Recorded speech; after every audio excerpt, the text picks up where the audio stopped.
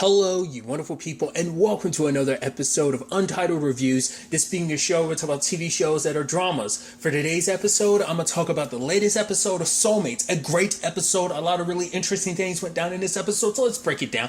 Obviously, we get introduced to Libby and Adam, and obviously their complicated relationship. And I think, well, not complicated, but their unique relationship. And I think that's such an interesting thing about this show. Obviously, you know, I get each episode, like I said, I've got it in my head to kind of expect, like, now it's like, okay, so every relationship we're going to be examining is very different for, you know, there's many complexities and intricate aspects of the relationships. Like, no two relationships are exactly like. I mean, that's just a general thing. So it's just interesting and neat that the show is reflecting that, because Libby and Adam's relationship is kind of an open relationship, but basically they have a rules to their relationship. If they meet up with anyone, it's on this one specific app, and it's a one night thing. Because, like, obviously for Libby, it's like, yeah, like, because she basically wants to be able to have her fun, kind of, you know, get whatever desires she needs somewhere else, but also like stay and hold on to this relationship because she loves Adam, and she's like, we're going to be together forever, you know. So it's also because, like, her coworker and friend had said, like, oh, her husband won't let her take the test because he's like, if he did, he's like, I'd stab you. She said her husband said he would stab her with her favorite knife. But, you know, obviously, you know, Libby's like, oh, no, it's all going to work out. You know, our relationship is kind of solid, which obviously, you know, when you think everything's kind of solid, that's when you're like, oh, everything's going to come crumbling down to a certain extent. What's interesting, though, is, for one, the actress who plays Libby, if I'm not mistaken, I believe that's the actress who plays Sophia in the TV show Devils. That might be her. I might be mistaken. But the actor who plays Adam is Shamir Anderson. Thing I best known for is playing Dolls on Xavier Dolls on Winona Earp. So I thought that was pretty dope.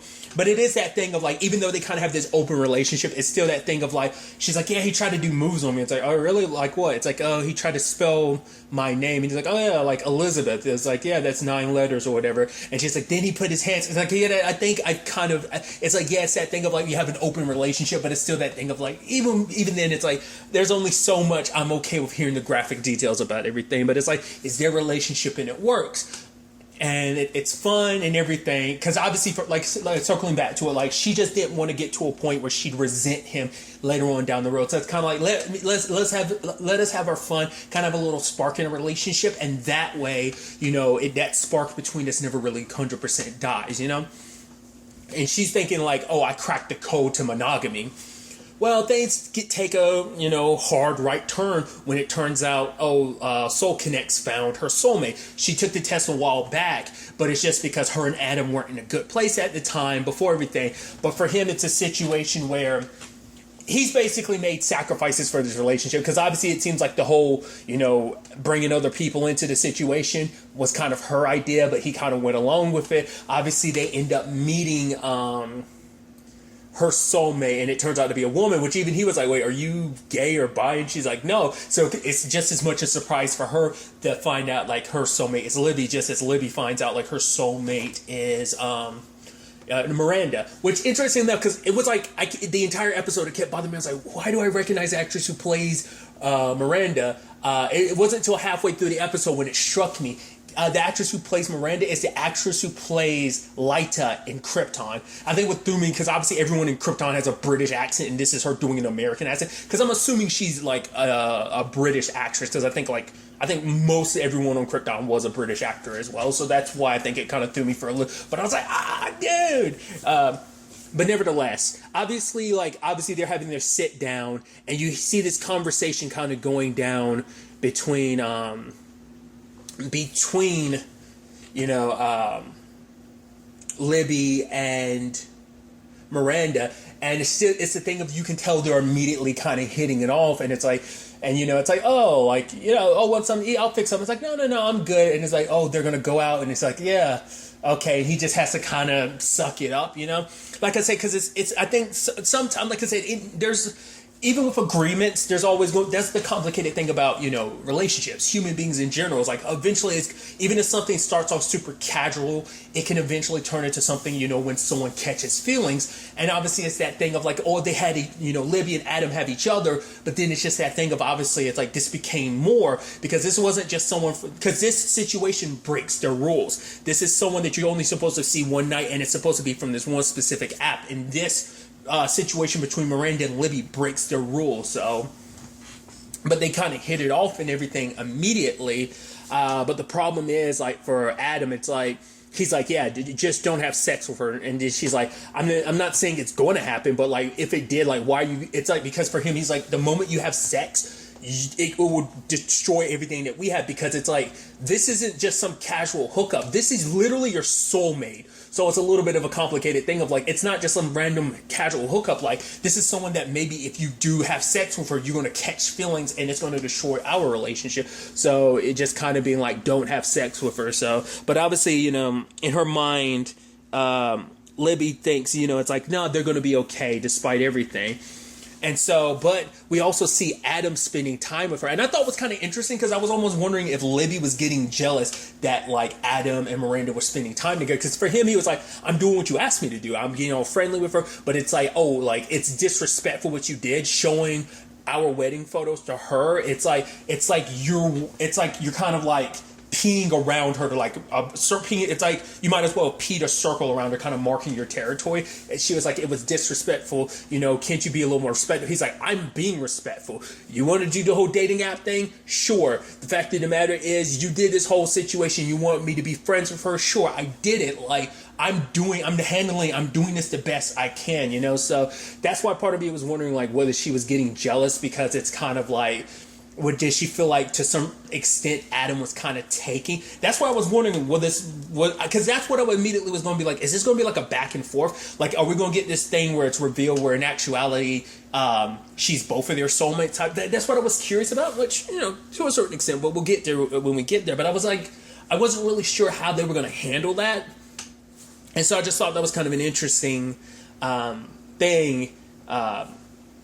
But we also learned kind of like Miranda like not being the biggest on relationships, because for her, the longest relationship she had was a year. And the reason why they never go longer than that is because she kind of has like, I guess, I don't know if it's like commitment issues is kind of, I guess, what you kind of label it as, because basically she's kind of been in a situation, she was kind of stuck taking care of somebody. Like, her dad died when she was young, and she, from like 8 to like 17, I think she said, she was taking care of her mom. Her mom didn't need as much care as her mom believed to be, but it's still this situation that she kind of resented her mom a little bit because of it, you know?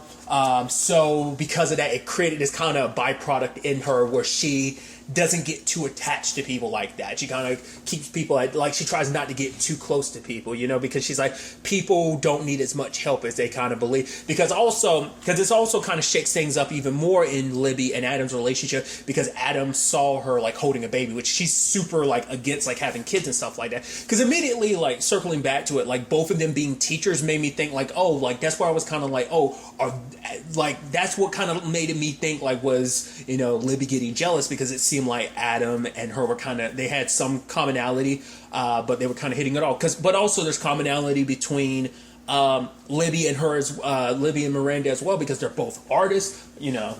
But because Miranda kind of inspired Libby, because Libby was very like not willing to like, she kind of makes art for companies, and it's just whatever they want, she gives it to them and just kind of bounces. But now she's kind of a little bit more of taking a little more artistic pride because of what Miranda said, and saying like, this is what you should do. Like, obviously using that example of like, it should be kind of a whisper, like kind of like the metaphor they were kind of going for. It was supposed to be kind of similar to like leaning in and whispering.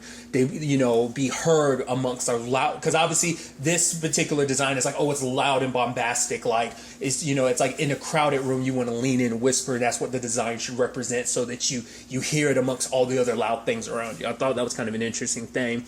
But also, like, eventually Miranda does leave, and it seems like, it's like, okay, so Adam and Libby seem like they're back on course and everything's good, they're having fun and everything, until it turns out Miranda has a new boyfriend, and it's like, oh, like, and then it gets complicated, because obviously Adam's kind of like, oh yeah, like, maybe you should invite them out, like, whenever you're able to find time to come stay with us again. And obviously you can tell it hits Libby, pretty damn hard.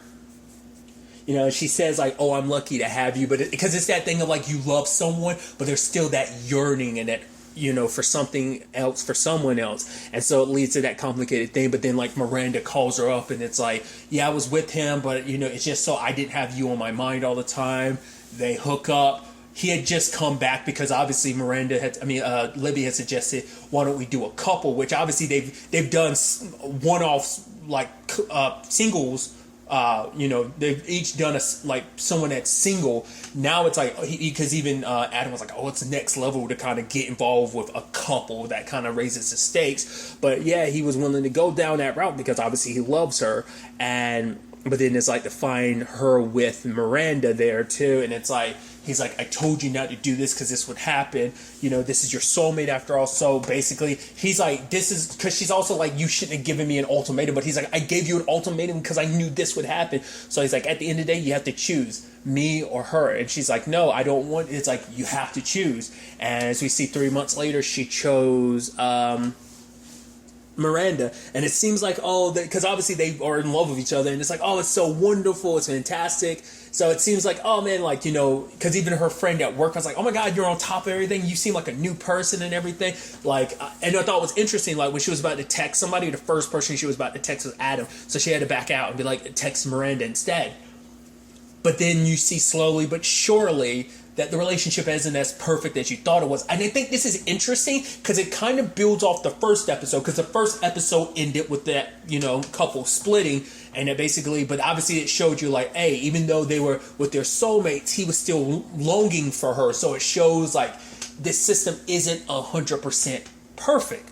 So I thought that was kind of interesting. This episode kind of building upon that, like a couple that split to be, obviously in this particular case, it's one being with their soulmate, but it's like, what does that mean? Like, but it shows like, obviously just because you're with your soulmate doesn't mean you're not going to have issues. Obviously that's something that came up in episode 1 as well, because like, I'm blanking on the names, but the brother, he had issues with his, soulmate and everything, regardless of everything, So and like I said, the way the episode 1 ends kind of leans itself to be like, hey, it's not as perfect as you think. I mean, like any relationship, there's going to be issues. Nothing's ever going to be, the happily ever after, like perfect. I mean, even happily ever afters aren't the perfect thing that whether it be your Disney stories, whether it be your remix of Disney stories, and then like TV show Once Upon a Time, stuff like that shows you that not everything comes with its own complications. That is never the easy road there, and that road is never straightforward. That there are twists and turns to it, So I think that was just kind of an interesting way they handled that. And obviously that was kind of shitty of her, like, because it's like, oh, she's surrounded by her artist friends. She's like, oh, like, this is what I think it represents. And then that one lady sat between them. I'm like, but like, but that's the thing. Like, Libby got pushed to the side, but Miranda didn't say anything. And that speaks volumes in itself. Because it's like, because I think I took it immediately as like, oh yeah, this isn't Libby's crowd. The fact of the matter is, I was like, these aren't really your friends, so this is more Miranda's crowd.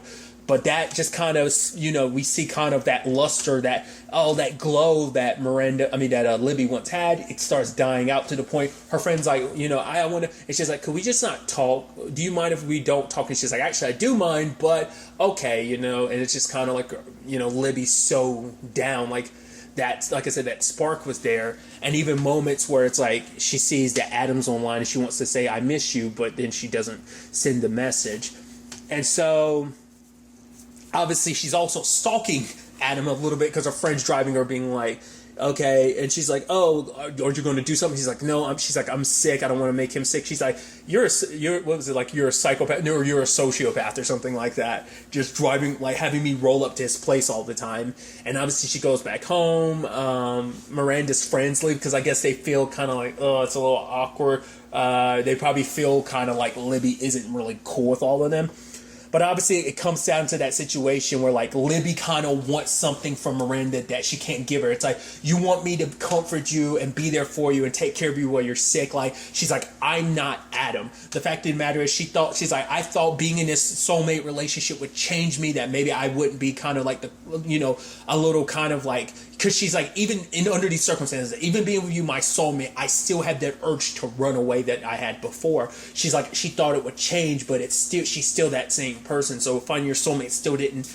And it's interesting. This is, because that's so interesting, because I guess because the whole point of like in a relationship, the whole point is to grow together. You don't want to be in a relationship when one person is growing while one person is staying stagnant.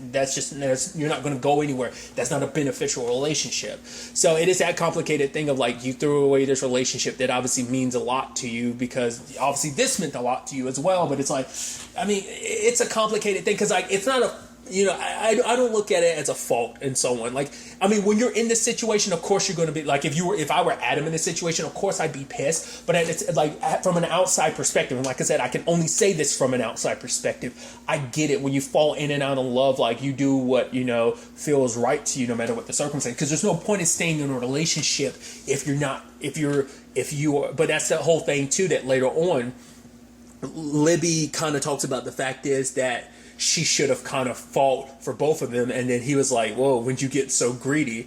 But it turns out he's got his significant, because I love her friend being like, okay, one of three things are going to happen. Either you're going to get out and say your speech, we're going to get arrested, or I'm going to kill you myself. So it's like, just go.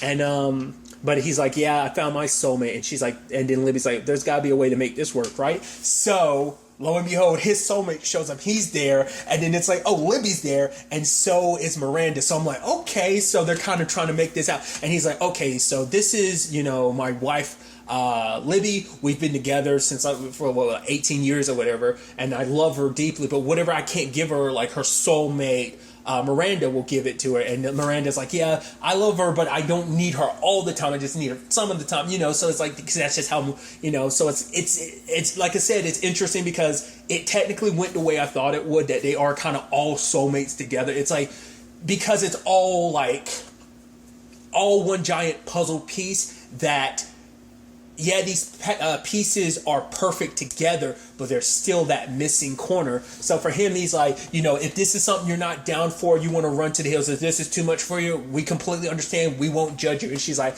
how about like a coffee first? And it's like, yeah, baby steps. I love that. So it's like, I thought that was kind of a beautiful way to wrap this up. Once again, a representation of relationships. Obviously, some people can make a poly situation work. Some people can't. And that's fine. Like, it comes down to understanding what you're okay with. Obviously, they kind of fill the roles of giving each other what they need. Because even, Miranda had said it herself. She was like, yeah, I miss... Well, it might have actually been Libby that said I miss Adam, but I think I thought it was... It might have been Libby. I thought it was Miranda that said I miss Adam, but I think it's like, because even Miranda and Adam kind of hit it off as well. So it's a thing of like, as long, so bringing a fourth person into this, like how that will all turn around, but them being this little community and family potentially, I think that would be a beautiful. It's that thing of like, you'll be curious to see, we catch them 10 years from now, what that looks like. Is it still working? Yeah, they might have their issues, but they balance off each other and it kind of works, So I just thought that was just, once again, just another instance of just showing you, like, obviously, like I said, that this system not being what you thought it was. You thought it was supposed to be this perfect thing, but obviously it has its own flaws. But maybe the argument is that these flaws, it's meant to give you the plans. You have the foundation. It's up to you to actually, like, fix everything in the right way to kind of make it complete, to bring it to life, because it's like having a planned foundation is one thing until you start building it. It doesn't become real. So maybe that's what this Soul Connect is. It's supposed to be the foundation, and it's up to you to actually, it's meant to be the blueprint you're supposed to build, is what I'm trying to say. I completely and utterly butchered the metaphor I was trying to go for, but like I said, an interesting episode. I thought it was kind of an interest because every time like something would happen, I would just be like, oh, that sucks, because you felt so like it's such a, I'm a sucker for a romance story. Like if I don't know if I brought that up so far in this. I'm really big into romance. It's like, those are actually some of my favorite manga to read, are like romance stories, because they're so heartbreaking, because you want everything to work out, but obviously things don't always work out. Obviously that's a good tale of like a good romantic story, but that's why I'm a sucker for a good love story. And to me, I thought this was a very interesting, and this show continues to be, granted, episode 2 wasn't necessarily a love story. That ended up being the whole complicated thing in itself, but obviously that's the thing. You can have love stories, and then you can have episodes like episode 2, and that makes you wonder, like, what other directions are they going to take this with the other episodes? This being the anthology allows you to do stuff like that. Keep this main theme of soul connects and soulmates and relationships, but built it around, different stories, representing different situations, both good and bad, and relationships, in a sense of, longing in a relationship, being in a committed relationship, but feeling like you're missing something. Like I said, it's all really interesting. So I'm really curious to see what the next episode has in store for us. But really, that's all I'm going to talk about. To the next time we meet, be happy, be safe, live life to the fullest, and enjoy it. Good day and goodbye.